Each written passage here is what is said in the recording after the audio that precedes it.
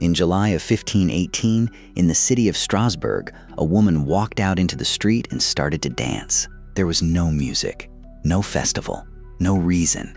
She just danced. And she did not stop. Not for an hour, not for a day. Within a week, dozens of people had joined her. Within a month, 400 citizens were dancing in the streets. Many of them, by later accounts, until they dropped dead. This is a true story.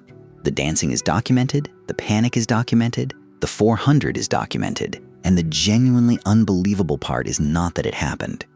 It's that the people in charge looked at a town dancing itself to death and decided the fix was more dancing. I want to be clear about what this video is actually about. Everybody loves to tell the dancing plague as a spooky little fun fact. Ooh, mass hysteria, weird medieval people, cute. But that's the boring version. The real story here is a crisis management disaster, because at every single step, real authorities, doctors, priests, the city council, had a chance to make this better. And every single time, with total confidence, they made it worse. So treat me less like a history teacher and more like a detective walking you through a case file of bad decisions. The victim is common sense. Let's find the suspects. Our first suspect is a woman history remembers as Frau Trophia. She is patient zero. One ordinary day, she steps outside her home and begins to dance silently, fervently, like her life depends on it. No smile, no joy. This is not a good time. Witnesses said she looked like she was in agony, but her body would not stop. She danced through the afternoon. She danced into the night.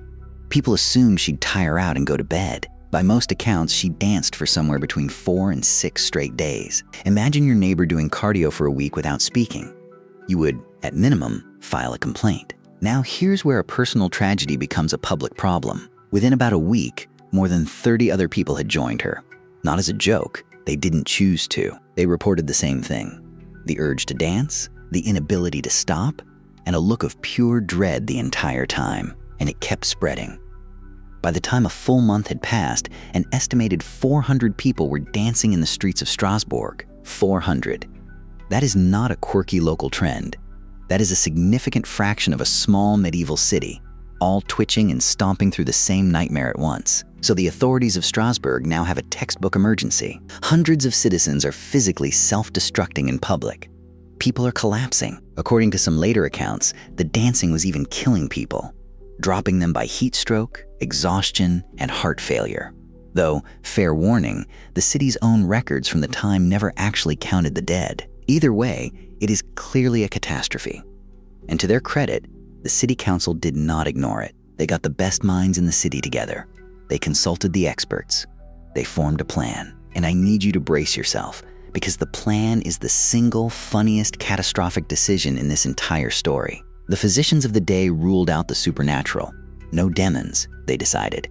This was a natural illness. Their diagnosis? Hot blood, overheated blood, sloshing around that simply needed to be burned off. And the prescription that follows from that diagnosis is, I swear, the actual historical record. The cure for uncontrollable dancing is more dancing. Let them dance it out of their system. So the city council, fully on board, took action. They did not lock people indoors. They did not call for calm. They cleared open spaces and ordered guild halls converted into dance floors. They set up platforms in the horse market and the grain market. And then, to really commit, they built a wooden stage. I'll let you guess how that went. The music did not calm anyone down.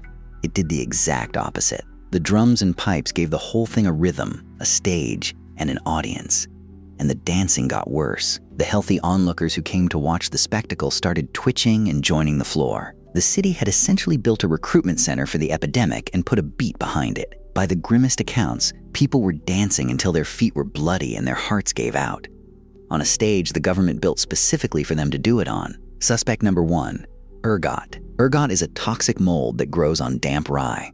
Exactly the kind of grain poor people in 1518 were eating. And the chemicals in ergot are no joke. They're chemically related to LSD. Eat enough bad bread and you can get convulsions, hallucinations, and violent, jerking spasms in your limbs. So the theory goes, a whole population eating moldy rye starts seizing and twitching, and to an onlooker, that looks like dancing. Open and shut, right? Except, the defense has an objection. Ergot poisoning can also cut off blood flow to your limbs. In that form, it tends to leave you in too much agony to stand, let alone dance for days. Hard to do a 6-day cardio session on feet that are going gangrenous.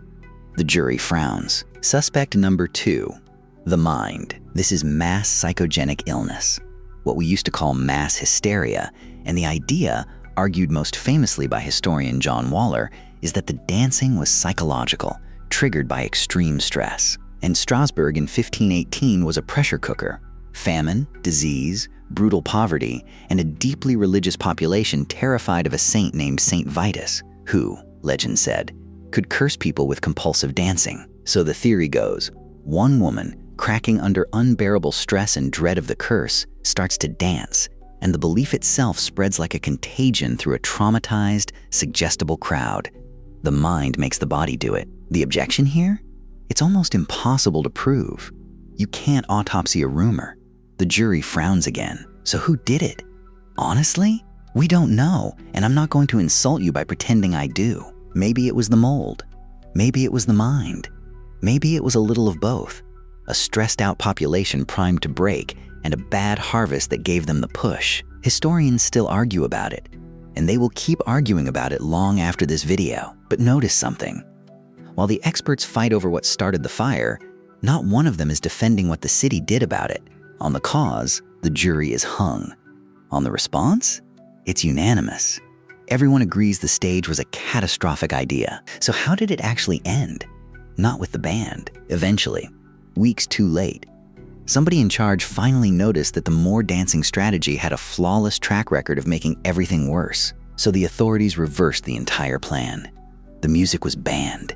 Public dancing was forbidden, effectively made a crime. The stage came down, and the surviving dancers were quietly packed into wagons and carted off to a shrine of St. Vitus up in the hills, given red shoes, walked around an altar with small crosses in their hands, and basically left to recover away from the crowd, the noise, and the government's help. And wouldn't you know it, once the city stopped actively fueling it, the dancing finally, gradually stopped. And look, if you think hiring a band for a death plague was a rough call by the medical professionals of the past, oh, you have no idea. Because the same era's doctors had opinions about how to fix you that make a wooden dance stage look like cutting-edge medicine. I've got a whole video on the most insane medical treatments in history, and it's on the screen right now. Go watch someone get bled half to death for a headache. Subscribe if you'd like more stories of people in charge confidently making everything worse. I'm Theo. Stop helping. It works.